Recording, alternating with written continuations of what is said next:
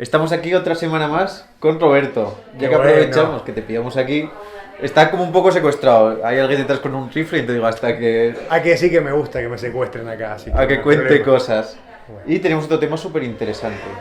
Sí, uno que vi que trataste también en, Sí. en uno de los vídeos y que es de René Laván, ¿no? Que no como por ser argentino, voy a decir que es uno de los mejores. Te lo puedo decir yo, es uno de los exponentes. mejores. Claro, claro. Y a mí me pasaba siempre algo con René, ¿no? Claro, los que vivimos allí, como ustedes en España, tienen la posibilidad de tenerlo a Juan siempre, ¿no? Como muy cerquita, ¿no? El sol ahí calentándolo siempre. Claro, nosotros en Argentina teníamos posibilidad, me cuesta hablar todavía de él en pasado, pero teníamos posibilidad de verlo muy seguido, ¿no? Y, y claro, la sensación que yo tenía era que me encantaba, pero que era algo como para admirar nada más, ¿sí? Es decir, que, digo, ¿cuál es la influencia que puede estar dejando él aquí, ¿no? ¿Cuál es el aprendizaje que yo puedo estar tomando de él? Y claro, por momentos sentía que no. Era una cosa curiosa. De hecho, escribí un trabajo sobre esto que se llama Elogio del Artificio. ¿Por qué? Porque es esto de, claro, decir poesía, por ejemplo, en un juego no es ser influenciado por René, ¿no? O contar Claro. historias. De la misma manera, hacer magia con una mano no es Claro, hacer no es- un homenaje no es a hacer René, un homenaje. no es estar influenciado por él. Pero claro, hay dos cosas que para mí son fundamentales. Una que voy a tratar de resumirla, pero es, si uno presta atención, cuando nosotros hacemos magia habitualmente lo que hacemos es tratar, como diría Gaby Pareras, de negar el truco, ¿no? Es decir, decimos que no hay truco, ¿no? Claro, directamente a la ficción. Exactamente. Lo que tratamos de hacer es que para la mente del espectador la posibilidad del truco no esté, ¿sí? A pesar de que el espectador entiende que como soy mago, voy a Sí, hacer... tiene que haber una tiene que trampa haber de una fondo, pero en ese pacto que hacemos, que no es el pacto tácito, este, nosotros es un poco diferente, durante este rato la imposibilidad habla por sí. Exactamente. Ahora, viene René Laván y dice, voy a hacer trampa, ¿no? Voy a hacer trucos. Además, él decía, he venido a engañarlos una vez más con nobles trampas, la mentira del arte y todo esto. Es decir, él hace lo que en teoría no se hace, que es decir, señores y señores, lo que van a ver son trucos. Y claro, el efecto más paradigmático de eso es quizás uno de arte menor, que es uno en donde él dice, cuando yo digo que corto y monto, ni corto ni monto, sino que ahí hay una versión que vamos a poder ver si la podemos poner, así muy inédita, porque es de los años 60. Bueno, eso claramente él está diciendo, estoy haciendo trampa. Pero claro, en su efecto estrella, que es el no se puede hacer más lento, también aparece eso, porque nosotros lo que siempre recordamos que es no se puede hacer más lento, ¿sí? Pero él después decía, o quizás se puede hacer más lento cambiando de técnica. Sí, sí, ¿no? sí, él entra en eso. Entonces está diciendo, voy a cambiar, y efectivamente cambiaba de técnica, es decir, hacía otro método. Y entonces, ¿qué me lleva a mí a reflexionar a eso? Es que René Laván, al poner en explícito el hecho de la trampa, está poniéndole valor al artificio en el arte, ¿sí? Y voy a ir ahora con una anécdota personal. Cuando yo era chico, esto juro que es verdad, me pasaba que pedía deseos, ¿viste? Cuando no sé si aquí, pero allá cuando soplamos la velita de la torta de Claro, cumpleaños aquí pedimos los deseo. 3 deseos y bueno, cuando sale la primera estrella, y yo pedía volar y tener poderes. Entonces, claro, yo digo, si yo tengo poderes de verdad, si yo puedo volar, soy el mejor mago del mundo. Yo me acuerdo que pensaba en el teatro de la ciudad donde nací y soy el rey. Pero después me daba cuenta, cuando pensaba eso de verdad, cuando me imaginaba, sentía como una especie de angustia moral.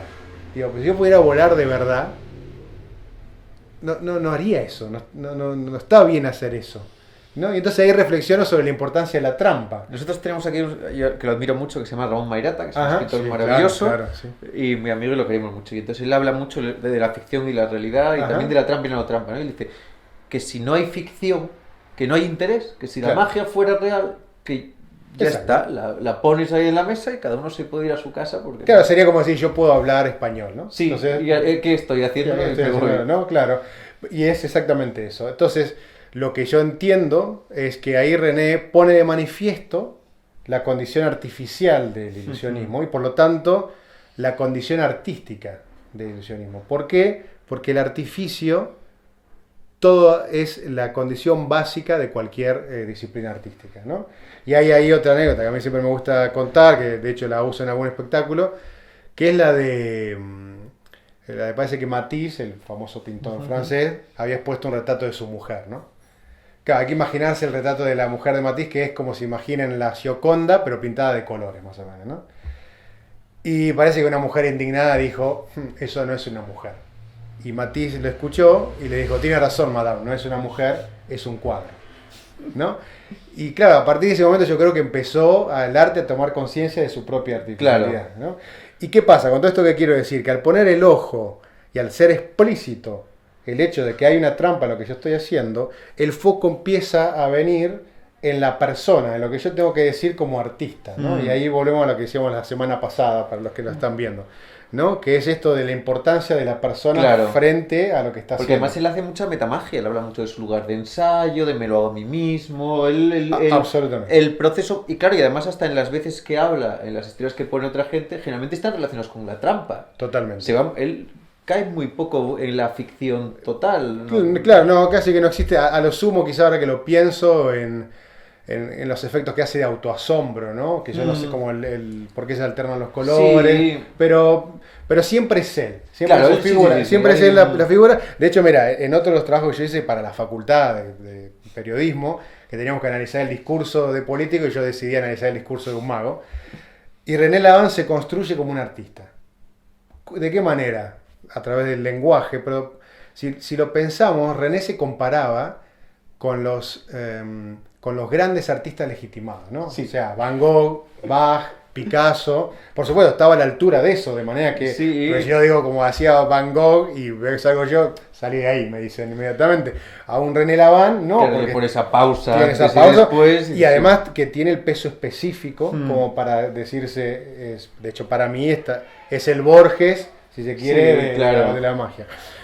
Y así con otros recursos, cuando hablaba del laboratorio, ¿no? Le decía, y su laboratorio era un tapete y su sillón, pero le llamaba... Pero sí, él genera un romanticismo en torno a su figura que él construye abiertamente. Porque él tampoco dice en ningún sitio que eso no sea un poco de ficción. No, simplemente genera ese mundo y dice...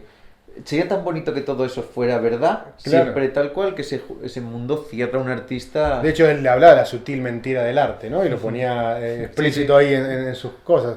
Y entonces siento que de esa construcción del discurso y de que esto que estoy diciendo ahí, señalando el artificio, que espero haber sido claro, creo que René pone el foco entonces, yo tuviera que ensayar una idea, diría que la búsqueda de René... es algo que lo vengo, digamos, trabajando de hace años, de estudiarlo y de pasar algún tiempo con él.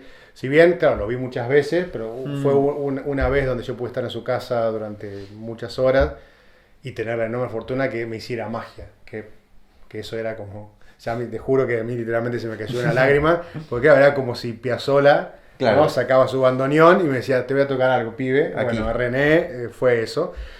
Lo que yo digo es que creo que si tuviéramos que definir lo que buscaba René, era una experiencia estética más que una experiencia mágica.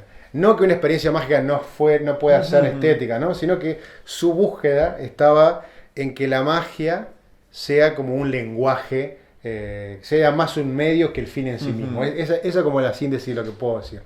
Y entonces creo que ahí, al haber puesto en palabras esto que yo sentía de René, siento que ahí puedo entender desde dónde viene la influencia de Laván en mí y en tantos otros. Es la capacidad de saber, de sentir que la magia puede ser un medio, es un lenguaje, no es solamente el fin en sí mismo, ¿no? Claro, que él trabaja la experiencia completa, ¿no? Exacto. Y luego siempre es una cosa que a mí me interesan mucho los magos que quieren generar experiencia, ¿no? Y los que cuentan muchas cosas. Y creo que Laván tenía una virtud sobre muchos. Y es que sus efectos tienen un punch final fuerte. Porque ves a muchos, por respeto, ¿no? O'Neill o a muchos que tienen efectos, pero luego dices, bueno, eso se fue diluyendo y no hay una experiencia definible. Exacto. Y que además que sea propia de la magia. Por eso la magia tiene que ser fuerte. Claro, porque si no te estoy contando una historia, no estoy viviendo una experiencia, digamos, esa experiencia estética que decimos, por supuesto, tiene que salir del lenguaje mágico. Es que eso es una cosa que para mí es una de las grandes dificultades a la hora de entender la magia con mucho contenido. Total. Que la gente se olvida de que tiene que partir siempre de que el lenguaje mágico, que si no, no es. Y el lenguaje mágico, si tenemos que sintetizarlo, Es el imposible. el imposible es fascinante, como bien lo dijo Juan. Claro, y eso está ahí. O como Ascanio, la diferencia entre la situación inicial y la situación... Por eso la band tiene esa trascendencia, porque el imposible permanece Exactamente. y empuja. Él logra desde el lenguaje mágico la experiencia poética, si Que querés, ese- ¿no? ese es el- Que ese es el sumo, que no quiere decir que otros no lo logren, ¿no? Que no, No, no, logren pero una es una experiencia... aportación muy definida. Pero es como que su poética, su intención es esa, ¿no? Su intención manifiesta es esa. Y claro, en todo esto que estamos hablando, me pasaba a mí, a veces nos olvidamos de qué buen mago que era René. ¿Qué quiero decir con esto? Yo me acuerdo en esta anécdota, en este momento que les contaba que estuve con él, lo que yo sentí es cuánto oficio había en René Laván. Que eso es algo que por ahí muchos nos pasamos de largo, que es... a mí me pasaba que para mí René era un genio, entonces todo lo que producía eran genialidades, ¿no? Entonces se explicaba por sí mismo.